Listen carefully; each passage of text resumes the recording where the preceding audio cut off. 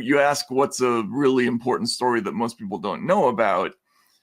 In America, most people don't know that in Europe, they just passed this law called the Digital Services Act, which is a comprehensive, formal censorship law that requires every one of the member nations, any platform that is operating within the EU,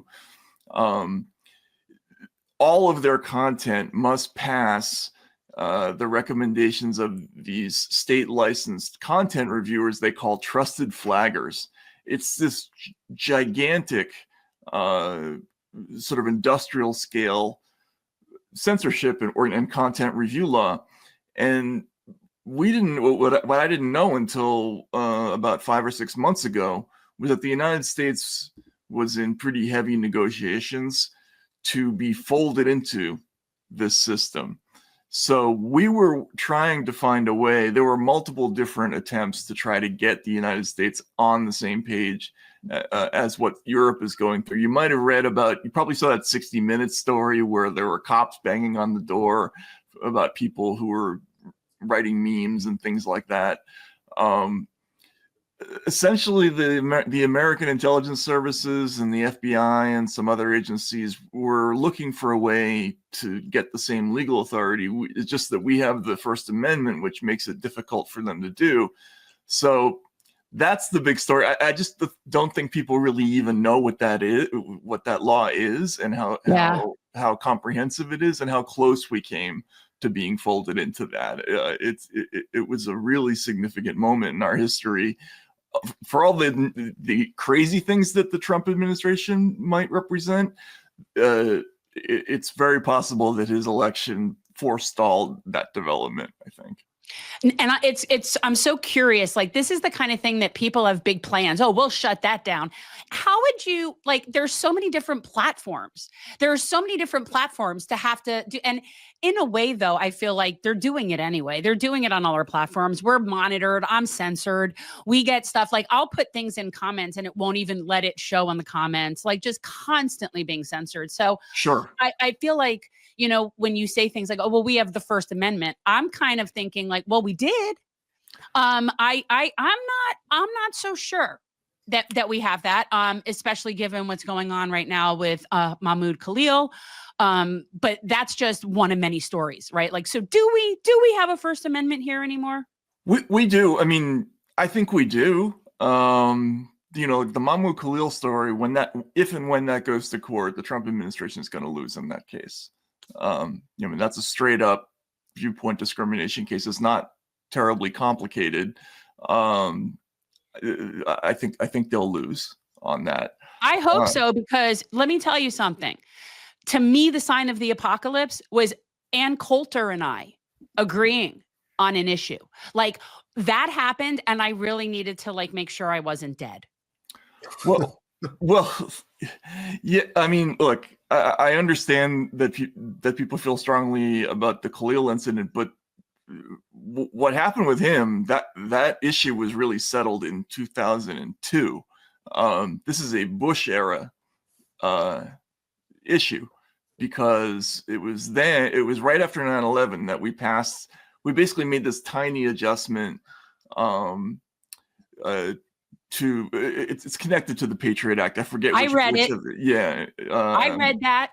Did anybody in Congress read that? Because they sure signed it. And that was signing away 4, 5, and 6, actually, from what I recall. 4th, 5th, and 6th Amendments all kind of went vamoose with the Patriot Act. With the Patriot Act? Yeah. I mean, there were lots of, yes. And in answer to your question, did the members read it?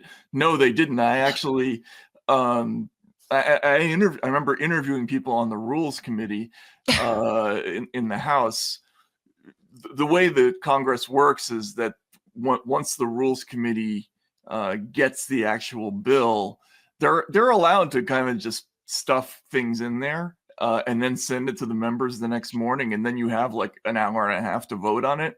So when the original draft of the Patriot Act went through the final committee, the Justice Department just added about 800 pages of stuff that could not possibly have been read. So most of the people who voted on the Patriot Act had no idea what was in it.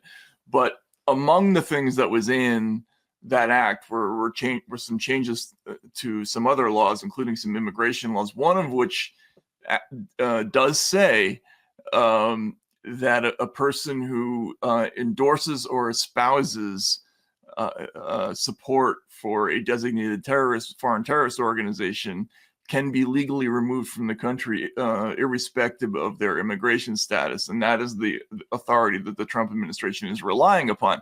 Now, I think in conflict. It's unconstitutional. Yes, it is, but that's why they're allowed to do that. They're probably on firmer, because it was passed by Congress, they're probably on firmer ground than, say, the Bush administration was with torture, right? Because that was just a memo that the executive branch wrote to itself. But it is in contrast with the viewpoint discrimination law and the First Amendment.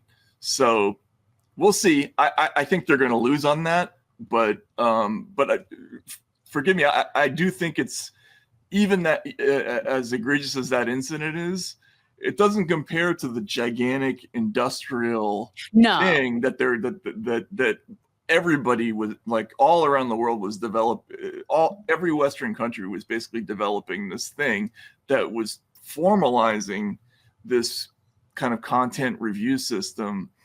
And it doesn't really matter which kind of government is in power. That was going to be very scary. I mean, the Europeans are finding out now what that really means. It has incredible breadth. It's really the authority that they from this Digital Services Act. That was really the reason that Romania just had to overturn its elections. So I worry about that. Like you ask, do we have a First Amendment? Well, we do. Like the Trump administration may be violating it. But what scares me more is when things are legal, right? Like when they can do sort of systematic human rights violations and not even break the law. That worries me more personally. But I understand where you're coming from. Matt, does it surprise you, even to this day, and with all the access to information that we still have in an abundant capacity as well, just how brainwashed the average American is? I mean, I see you almost for like shits and giggles get into it with certain people on Twitter, but I think it's Why engage? Because I think it's a microcosm.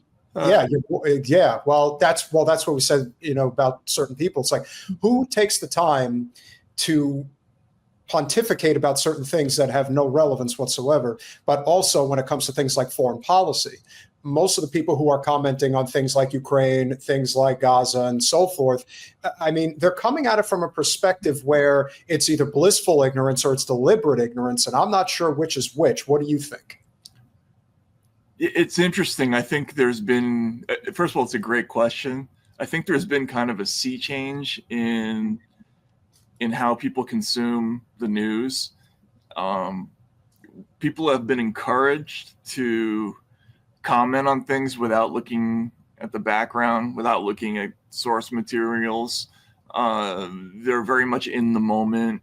If you read the New York Times now or watch Fox or anything, you're never encouraged to go back and look at the whole timeline of the story. I mean, I forget who I was talking about this with, but in the old days when I was a kid, when you were taught to write an article, the assumption was that the reader didn't know any of the background of any story. So you had to go through everything from the very beginning, because teaching everybody about the basics was part of every story. Even if it was not a significant or big story, you had to go through all that stuff. And what you see now in news is this assumption, I think it's deliberate, where you're only told like a little sliver of a bigger picture, and people get catchphrases about things, and then they just lean into that 100%. Even though they might have only heard it 5 minutes ago, it's like they act like they're complete authorities about it. when really, you know, I'm afraid to weigh in on topics when I don't know absolutely everything about it, right? Exactly. Yes, that's how I feel too. Yes. Right? Thank you. Yes, I research and research and research. That's why I tell people, if I tell you something, it's true. It's because I've done so. Yes, thank you. Exactly that. Otherwise, I bring on people who do know. Right. Right. And that used to be what you're talking about used to be the kind of the common denominator for people you know, in this job, right? Like, it was journalism 101. And as you can tell, Peter and I haven't really been practicing for a while. well, no, but you are, right? Like, I doubt you just sort of, you know, start talking about things that you've never encountered before and then just riff on them or do big takes on things, you know, without knowing what you're talking about. But it used to be standard to be terrified of being wrong about things, and that was kind of the dominant emotion, because like a retraction is like the worst thing ever. Like that would be the worst thing ever. And yet now, not only isn't it not a horrible, they just don't bother. They don't bother, or Right. they make it silent, right? So they don't even, or they don't tell the audience that there was a mistake made. No, excuse me. We don't make mistakes. We just tell the truth, and it's always the truth and nothing but the truth. That's a pretty good impersonation. He does it good, yeah. I really think it's just an overarching problem because everybody's focusing on Trump, but in reality, you've got horrifically worse liars in Congress than him. When he lies, everyone's actually looking for. They're like looking under every nook and cranny to see if he's actually telling the truth. Trump is the most honest liar I've ever seen in my life. Mm-hmm. Because even if he's telling the truth, people don't believe him, so they're going to investigate. But if Chuck Schumer or Mitch McConnell or Nancy Pelosi or DWS, Schiff, oh my God, it's like there are people who, and then it becomes very tribalistic. They don't want to question it because if it's going to make their side look bad, then they don't want to get involved. And that, I think, in a lot of ways is why there is this misinformation bull that just has completely seeped into our discourse, and we don't know what to believe.